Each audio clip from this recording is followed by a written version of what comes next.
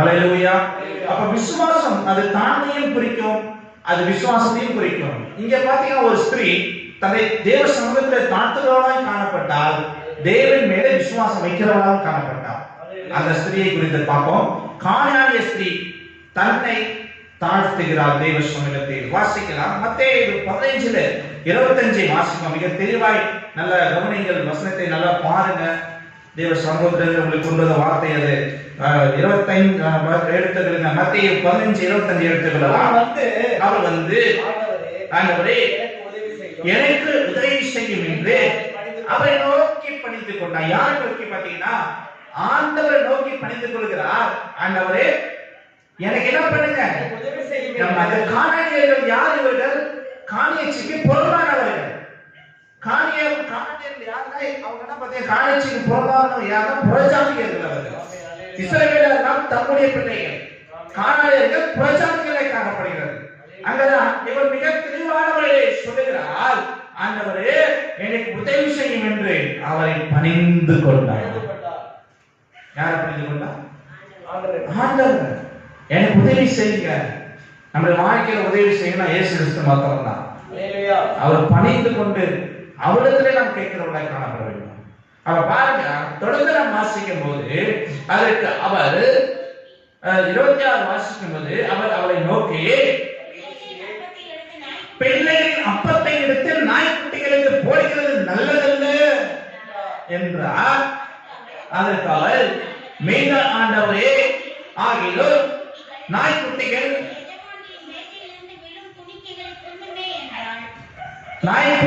தங்கள் எஜமானின் மேலிருந்து விழுகிற துணிக்கைகளை தின்னுமே என்றால், இயேசு அவர்கள் பிரதியுத்தரமாக, ஸ்திரீயே உன் விசுவாசம் பெரியது, நீ விரும்புவதை உனக்கு அமரக்கடவுள் என்றார். அந்நேரமே அவள் ஆரோக்கியமானாள் என்று சொல்லப்படுகிறார். அப்ப எங்க தெளிவாய் சொல்கிறார், என்ன சொல்றாரு அவரு? விசுவாசம் பெரியது. அதுக்கு சொல்லும் போது நாய்க்குட்டிகளுக்கு போடுகிறது நல்லதல்ல சொல்றார். யாருடைய அப்பத்தை? பிள்ளைகளின் அப்பத்தை. இந்த வார்த்தை கேட்ட உடனே நிச்சயமாக அவளுக்குள்ள ஒரு மன உடைவு உண்டா இருக்கணும். இந்த வார்த்தையை கேட்டவங்க அந்த இடத்தை விட்டு போயிட்டு இருக்கணும். அவங்க இதுக்கு மேல நாங்க நிக்கிறது அசிங்கம். சொல்றது ரொம்ப கடினமான வார்த்தை. அது இருதயத்தை வந்து காயப்படுத்தக்கூடிய வார்த்தை, ரொம்ப வேதனை உண்டாக்கக்கூடிய வார்த்தையை என்ன பண்றாரு அந்த கானானிய ஸ்திரீக்கு சொல்றாங்க. ஏன்னா இவங்க யாருக்கு புறம்பானவங்க? கானானியருக்கு இஸ்ரவேலருக்கு புறம்பானவர்கள் இவங்க. ஆனா இந்த வார்த்தையை சொன்னாலும் இவன் என்ன பண்றாங்க, ரொம்ப தேவ சமூகத்துல என்ன பண்றாங்க, இருந்தாலும் பரவாயில்ல, நாய்க்குட்டி தான்ப்பா நாங்க. யாராங்க? நாய்க்குட்டி தான். ஆனா அந்த மேஜ்ல கொட்டத திங்கிறவளாக இருந்துட்டு போறோம். தேவ சமூகத்தை தாழ்த்தி வைப்போம். அது மாதிரி யாரும் ஒப்பு கொடுக்க முடியுமா? வாசிக்கலாம். அந்த வருஷம் திரும்பி வாசிக்கிறான். 26 வாசிக்கிறான். 27 வாசிங்க. 27 வாசிங்க. மேய்தான் ஆண்டவரே ஆகிலும் தின்னுமே என்றார். அப்ப தெளிவா சொல்றார். ஆமா, எஜமானர்கள் இந்த சாப்பிடுற அப்பத்தை என்ன பண்ணும், கீழே விழுந்து மேல விழுந்து என்ன பண்ணுவாங்க, நாய்க்குட்டி தின்னதான் செய்யும். அப்ப நான் நாய்க்குட்டியாவே இருந்துட்டு போறேன், கீழே என்ன பண்றேன், நான் இருந்துட்டு போறேன். அவளை தேவ சமூகத்தில் தன்னை தாழ்த்துகிறார். இதை இந்த வார்த்தைகள்லாம் யார் கேட்கிறாங்கன்னா, நிச்சயமா அங்க இருக்கிற ஒவ்வொரு சீஷரும் அந்த வார்த்தை கேட்டிருப்பாங்க.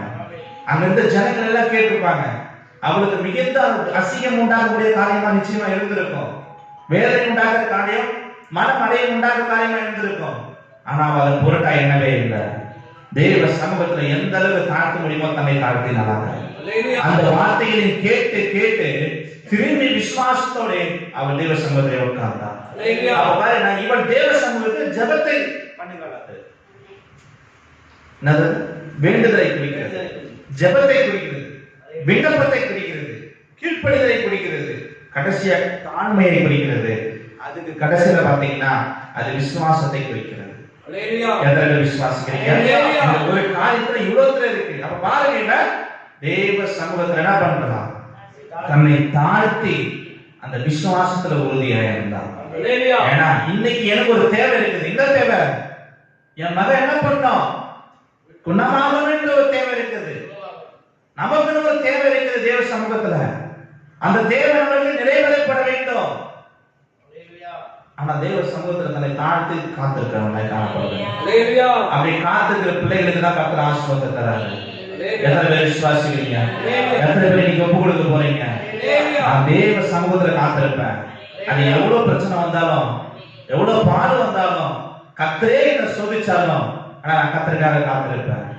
சத்தம் ஒரு வேலையை சொல்லாமே. அல்லேலூயா.